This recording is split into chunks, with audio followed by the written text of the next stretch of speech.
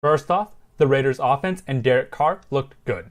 There really wasn't anything unexpected to announce, but it's more reinforced. The Rams' defense is very good even with Aaron Donald out, and Derek Carr picked them apart.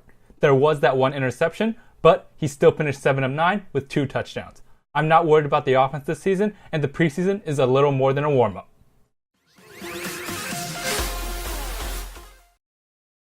The defense, on the other hand, looks terrible. It's not so much getting beat or lacking in talent, it's lack of communication. Ken Norton Jr. and the defense have preached communication all offseason, and that has yet to show up in game time. In the touchdown pass from Jared Goff to Connor Kupp, there was a missed assignment by TJ Carey.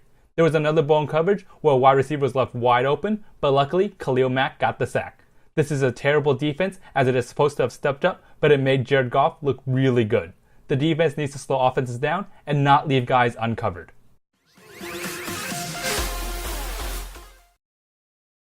There was one exception to the bad defense. Khalil Mack looks like the dominant animal that we all know.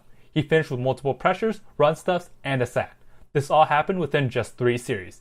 The rest of the defense is concerning, but the duo of Mack and Urban are fine as expected. These guys were our defense last year, and looks like they're the defense again this year. If the Raiders are expected to contend with the Patriots, there needs to be more help. Now on to Oakland's favorite son. Marshawn Lynch carried the ball twice, got 10 yards, and was done for the day. The offensive line opened up a big hole, and Marshawn Lynch showed off his burst to go through the hole. It would be overreacting to say Lynch is back to the form we all know, but there really isn't too much to worry about. He will be the power back and will have plenty of help to take the load off him during the season. On the short yardage situations, he will be the back to get the yards. I just hope that the beast mode mentality rubs off on the rest of the team and makes this team a physical monster that Lynch represents. The linebacker position is still unsettled at this point of the season.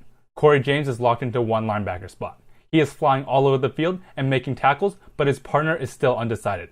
Marquel Lee was given the start, then got rotated back and forth between multiple players.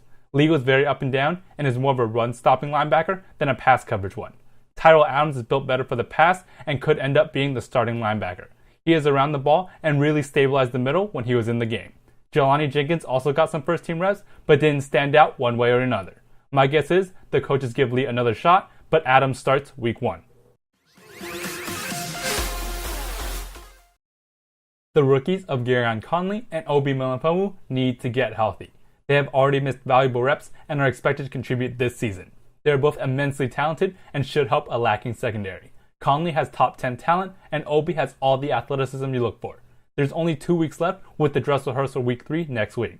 Hopefully, Conley and Obi are on the field in some capacity and get some live reps. The secondary needs all the help they can get, and that's what these draft picks were expected to do.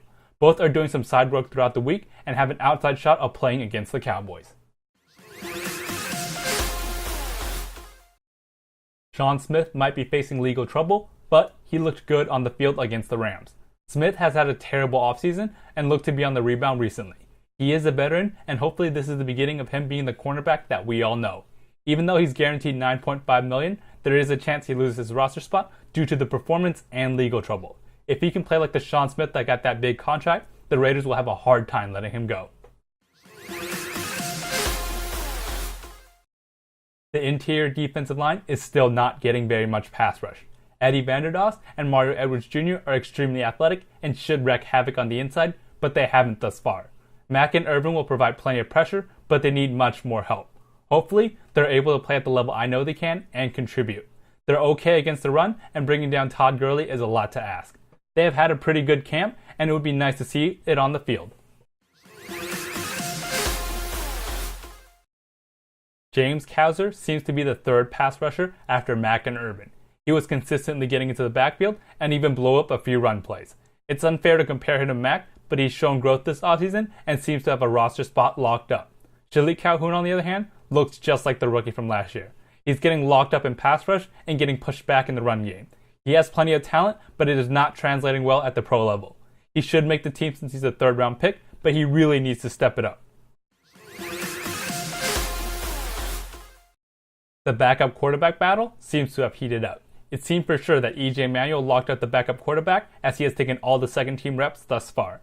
A good performance against the Rams could have secured it, but he looked horrible out there.